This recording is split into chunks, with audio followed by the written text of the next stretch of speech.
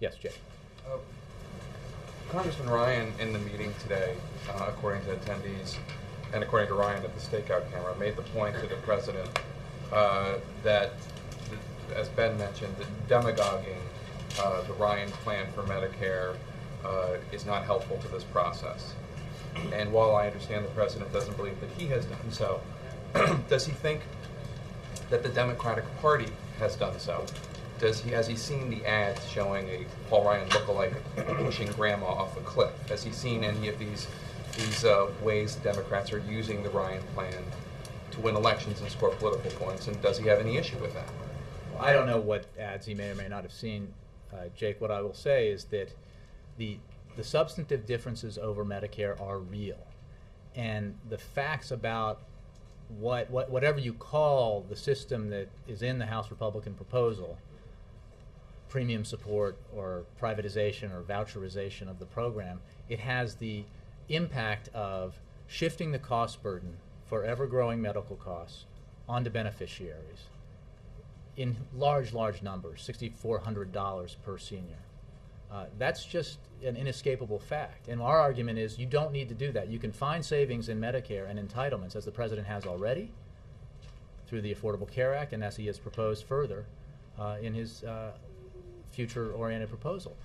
And you can get at waste, fraud, and abuse, and you can reduce the cost of medical care while still protecting our seniors. That's what he believes we have to do. And one of the fundamental problems, and I think why people around the country have reacted poorly to the Republican proposal, is that it not only eliminates or changes the Medicare program to the point where it is no longer the program we know and does not provide the guarantees that it used to, but it does so in part in order to fund tax cuts for wealthy Americans who have already benefited significantly in a time when the middle class and others have been squeezed so tightly. So those are just, that's an assessment of priorities. Have you seen Grandma going over the cliff? I haven't, no. Is that type? I understand that there is a philosophical, legitimate philosophical difference that the president has. The president fundamentally believes that it does not, that we need a bipartisan solution, that we need to work together and find common ground. So does his party running ads showing Paul Ryan pushing grandma over a cliff help that bipartisan process?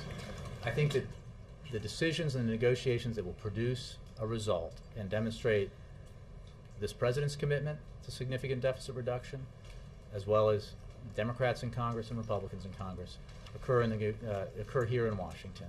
And the fact is that we can achieve that in a way that the American people can feel that each side moved off its starting position, accepted that it wasn't going to get 100% of what it wanted, that no absolutist positions prevail in Washington. That's the nature of our system.